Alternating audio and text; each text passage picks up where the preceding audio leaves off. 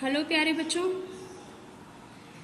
आपको पता है सर्कमस्टेंसेस कैसे हैं। और आज हम एक नए टॉपिक के साथ आए हैं, ट्रिग्नोमेट्री के मेन फॉर्मूलाज। जब मेन फॉर्मूलाज आपके क्लियर हो जाएंगे तो उसके बाद कंसेप्ट को तो बहुत इजीली आप अंडरस्टैंड कर सकते हो। इसके लिए बेसिकली ट्रिग्नोमेट्री के अंदर सबसे पहले हमें ये समझना जरूरी है कि एप्लीकेबल होती कहाँ पर है। ट्रिग्नोमेट्री बेसिकली हमारी एप्लीकेबल होती है ओनली राइट एंगल ट्राइंगल। अब राइट एंगल ट्राइंगल मैं आपको एक बार याद दिला देती हूँ। वैसे तो आपको पता होगा और आपने पहले भी पढ़ा है, लेकिन फिर से हम लोग उसे एक बार रिवाइज में आपको करा देती हूँ। इसके अंदर सबसे पहली इसकी क्वालिटी होती है कि इसमें एक परपेंडिकुलर होता है, मीन्स एक 90 डिग्री का एंगल होता है।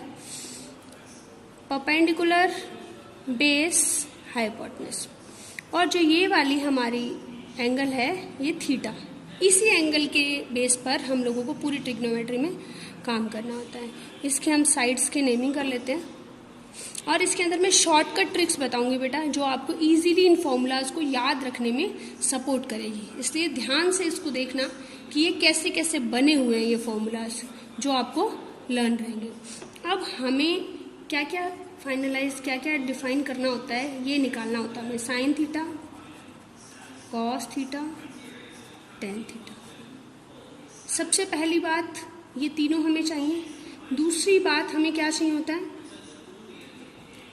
कोसेक थीटा, सेक थीटा और कॉट थीटा। अब इसके लिए हमें क्या करना होगा, इनके फॉर्मूलाज को इतने सारों को लर्न करना इट्स टू टफ, बहुत मुश्किल है।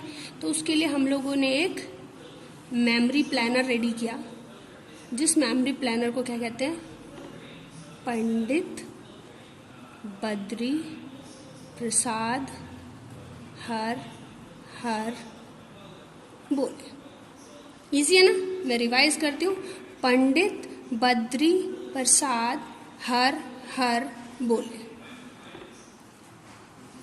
साइन कॉस टेन,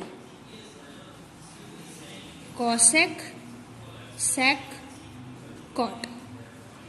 अब इसके अंदर देखो इजी तरीका, पी से क्या होता है, पंडित बद्री प्रसाद हर हर बोले में पी से क्या है, परपेंडिकुलर।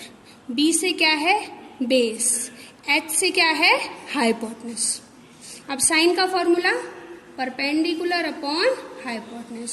कॉस का formula base upon hypotenuse. Tan का formula perpendicular upon base. Easy है ना। और कॉसेक, कॉसेक हमेशा सेक का उल्टा होता है। तो अगर कॉसेक थीटा बनाना है तो साइन थीटा का रिवर्स। सेक बनाना है तो कॉस का रिवर्स। कॉट बनाना है तो टेन का रिवर्स। हमें ये 6 फॉर्मूलाज सिर्फ एक छोटे से कंसेप्ट से लर्न हो गए। मैं फिर से रिवाइज कर रही हूँ। पंडित बद्री प्रसाद हर हर बोले।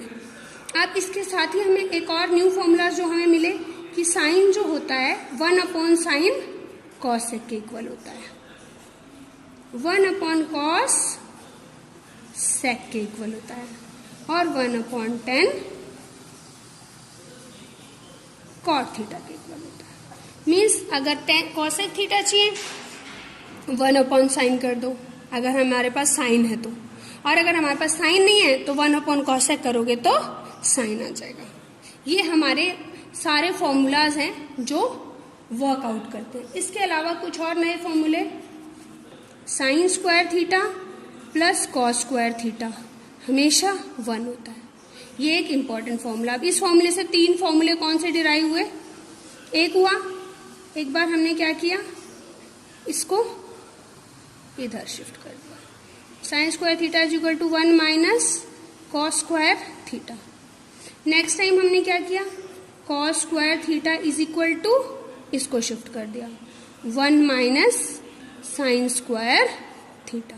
अब 1 2 3 4 5 6 7 8 9 10 11 12 ये वो मेन फॉर्मूलाज हैं जो वर्क करते हैं ट्रिग्नोमेट्री की फर्स्ट एक्सरसाइज के लिए। स्पेशली कंडीशन एक आती है, इसके अंदर हमें अगर ट्राइंगल की तीनों साइड्स नहीं दे रखी तो हम परपेंडिकुलर, हाइपोटेन्यूज और बेस, अगर जब हमारे पास तीनों चीजें नहीं हैं उस केस में हमें क्या करना होगा, उस केस में फिर से हमें अपनी पुरानी मेमोरीज रिवाइंड करनी होगी और हमें याद करना होगा पाइथागोरस।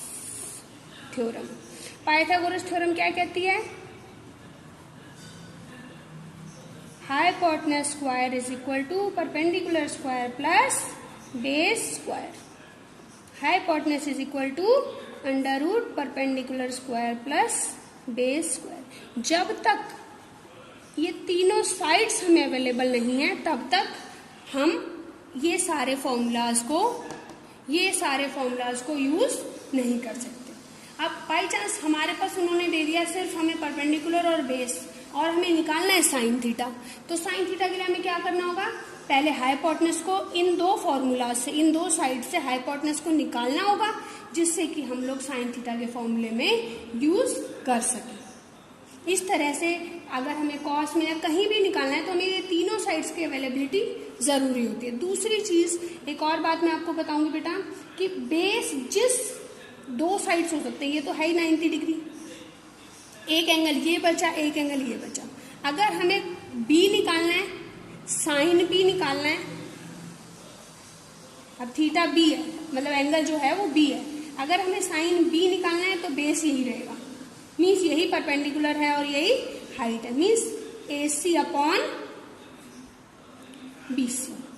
लेकिन अगर हमें साइन C निकालना हो, C मीन्स ये वाला एंगल, तो ये क्या बन जाएगा? ऑटोमेटिकली ये बेस बन जाएगा। इस केस में हमारा परपेंडिकुलर कौन सा होगा? AB upon BC। मीन्स जिस एंगल की हमें बात करनी है वो एंगल जिस सरफेस पर लाई करता है वो हमेशा बेस होगा, और उसका ऑपोजिट वाला होगा साइड, वो हमेशा उसके लिए परपेंडिकुलर बन जाएगा। क्लियर हुआ? अब हमें ये वाला एंगल निकालना हो या ये वाला एंगल निकालना हो, दोनों एंगल्स के लिए साइड्स परपेंडिकुलर और बेस जो है आपस में रिप्लेस हो जाते हैं और हाइपोटेनस पे कोई इसका इफेक्ट नहीं आता। इसी तरह से अगर हम बात करें कॉस थीटा की, तो कॉस थीटा क्या है? हमने पढ़ा था ना यहाँ पर, बेस अपॉन हाइपोटेनस। जब भी हमें कॉस थीटा याद आए तो हम फटाफट से रिमाइंड कर सकते हैं, पंडित बद्री प्रसाद हर हर बोले, cos theta means B upon H। B क्या है? थीटा क्या बोला, किसको बोला हमने? हम B की बात करते हैं। कॉस B क्या है हमारे पास?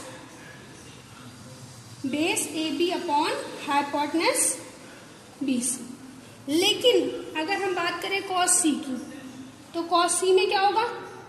अब कॉस C के लिए बेस बन गया ये, तो क्या होगा? AC upon BC। ये चेंजेस आएंगे एंगल के अकॉर्डिंग। जब एंगल जो साइड चेंज होगा वहीं पर एंगल भी चेंज हो जाएगा।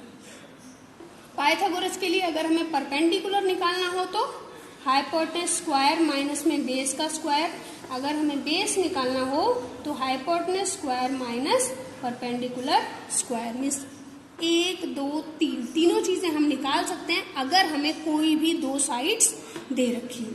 ये है इसके मेन तरीके। इन मेथड से आप फर्स्ट एक्सरसाइज कवर कर सकते हो बेटा। ओके बेटा, ट्राई करो, फिर नेक्स्ट एक्सरसाइज को मैं एक्सप्लेन करूँगी। और कोई भी डाउट हो तो आप नीचे मुझे कमेंट बॉक्स में लिख कर दे सकते हो और मेरे से पर्सनली भी पूछ सकते हो। Thank you.